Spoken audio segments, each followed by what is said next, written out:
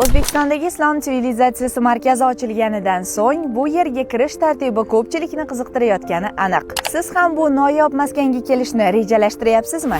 Keling, chiptani qanday olasiz va kirish tartiblari bilan sizni tanishtirib o'tamiz. Qulay tomoni shundaki, markaz har kuni soat 9:00 dan 22:00 gacha ochiq. Hatto ishdan keyin ham kelib, muzeyning tungi kayfiyatini his qilishingiz mumkin. Endi eng muhim savol, chiptani qayerdan olamiz? Juda oson, chiptani markazning ro'parasidagi kassalar yoki navbatsiz olishni xohlasangiz, iTicket orqali xarid qilishingiz mumkin. Assalomu alaykum.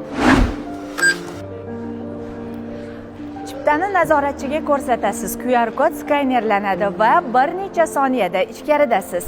Eng qiziq savol, chipta narxi qancha? O'zbekiston fuqarolari uchun guruh bilan kirish 60 ming so'm. Individual tashriflar kattalarga 120 ming so'm, bolalarga 50 ming so'm, 7 yoshdan 17 yoshgacha bo'lgan bolalarga 25 ming so'm, 7 yoshgacha tekin. Chet ellik mehmonlar uchun $25, $110 gid va audio gid xizmati. Bolalar uchun 20 AQSh dollari. Individual tashrif $45. Tezkor kirish O'zbekiston fuqarolari uchun 250 ming so'm, xorijiy mehmonlar uchun $100. Premium tarifi $150. Bolalarga $30.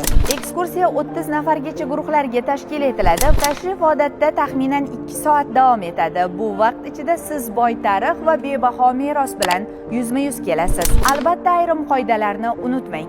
Eksponatlarga tegmang. Suratga olishda chaqnashdan foydalanmang va jamoat tartibiga amal qiling. Qo'shimcha ma'lumotlarni rasmiy saytimizdan, iTicket platformasi yoki markazning kirish qismidan topishingiz mumkin. O'zbekistondagi Islom sivilizatsiyasi markazi bu shunchaki muzey emas, bu tarix, ilm va ma'naviyat bilan tirik muloqot.